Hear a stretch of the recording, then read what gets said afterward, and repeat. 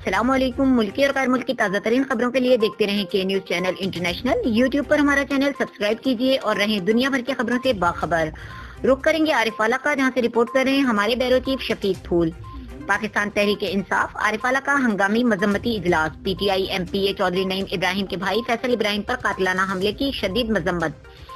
PTI रहनुमाओं का वजीर आला पंजाब उस्मान बुज़दार और आईजी पंजाब से मुल्जिमान की गिरफ्तारी का मुतालबा। पीटीआई रहनुमाओं ने मजम्मती करारदाद भी पेश कर दी। इजलास में हाजी कुर्बान चौहान, शेख तारिक राना, गजनफर राना, तारिक महमूद तारी, मिर्जा अतीक बेग, मियां बारिक अली जम्मू समेत दीगर रहनुमाओं ने शिरकत की।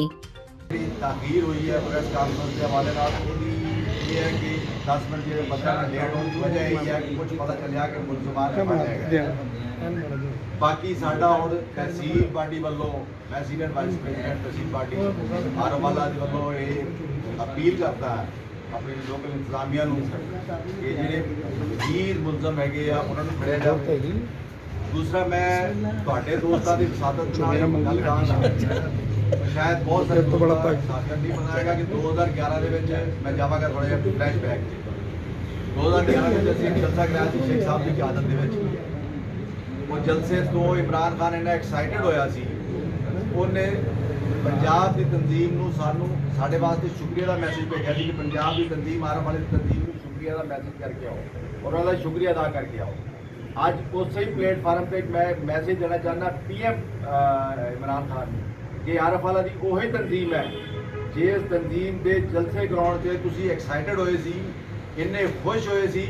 ਅੱਜ ਉਹੀ ਤਨਜ਼ੀਮ ਖੜੀ ਹੋ ਕੇ ਇਹ ਮੁਤਾਲਬਾ ਕਰਦੀ ਹੈ ਕਿ ਆਰਫ ਵਾਲੇ ਦੇ ਵਿੱਚ ਗੁੰਡਾਗਰਦੀ ਖਤਮ ਕੀਤੀ ਜਾਵੇ। ਜਿਹੜੀ ਆਰਫ ਵਾਲੇ ਦੇ ਵਿੱਚ ਬੇਇੰਤਹਾ ਗੁੰਡਾਗਰਦੀ ਦੇ ਜਿਹੜੇ ਮਾਮਲਾਤ ਹੋ ਰਹੇ ਆ, ਇੱਕ 35 ਸਾਲ ਦੇ ਇੱਕ ਮਾਫੀਆ ਨਾਲ ਅਸੀਂ ਟਕਰਾ ਕੇ ਪੀਟੀਆਈ ਵੱਲ ਆਏ ਸੀ ਸ਼ੇਖ ਤਾਰਿਕ ਸਾਹਿਬ ਦੀ ਕਿਆਦਤ। ਉਹੀ ਗੁੰਡਾ ਮਾਫੀਆ, ਉਹੀ ਇੱਕ ਗॉडफादर ਮਾਫੀਆ ਉਹੀ ਖੜਾ ਹੈ ਉਸੇ ਤਰ੍ਹਾਂ ਹੀ। ਲਿਹਾਜ਼ਾ ਉਹਨਾਂ ਨੂੰ ਕੋਈ ਲਗਾਮ नहीं पाई जा रही। मेरी इस इंतजामिया के और सीएम उस्मान बुज़दार के रिक्वेस्ट है कि सीएम साहब वसीम अकरम प्लस बनो। 3 साल की तुहाडी कारकर्दगी वसीम अकरम प्लस नहीं है। अगर आरफ वाले की तंजीम पीएम इमरान खान को पीएम बना सकती है तो यही आरफ वाले की तंजीम तुहाडे खिलाफ भी हो सकती है। लिहाजा ये है कि ये जो परसों चौधरी नईम इब्राहिम साहब नाल वाक़या होया ਉਹਦੀ ਪੁਰਜ਼ੋਰ ਮਜ਼म्मत ਕਰਦੇ ਆ। ਸਿਟੀ ਪਾਰਟੀ ਦੇ ਸੀਨੀਅਰ ਵਾਈਸ ਪ੍ਰੈਜ਼ੀਡੈਂਟ ਬੈਠੇ ਆ, ਮੈਂ ਤਹਿਸੀਲ ਪਾਰਟੀ ਦਾ ਸੀਨੀਅਰ ਵਾਈਸ ਪ੍ਰੈਜ਼ੀਡੈਂਟ ਬੈਠਾ। ਇਹਦੀ ਪੁਰਜ਼ੋਰ ਮਜ਼म्मत ਕਰਦੇ ਆ। ਮਜ਼ੀਦ ਜਿਹੜੇ ਮੁਲਜ਼ਮਾਨ ਹੈਗੇ ਆ ਉਹਨਾਂ ਨੂੰ ਫੜਿਆ ਜਾਵੇ। ਜੀ ਸ਼ੁਕਰੀਆ।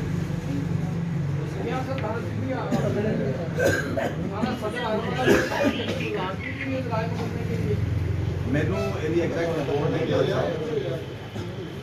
ਜੀ। ਰਾਣਾ ਸਾਹਿਬ ਐਫਆਈਆਰ ਹੋ ਗਈ ਆ।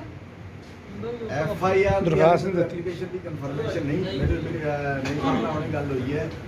उन्होंने मैंने एक एफआईआर की एप्लीकेशन के बारे नहीं दसिया। लिहाजा ये मेरे पता लगे कि कुछ मुलजमान गिरफ्तार कर रहे हैं।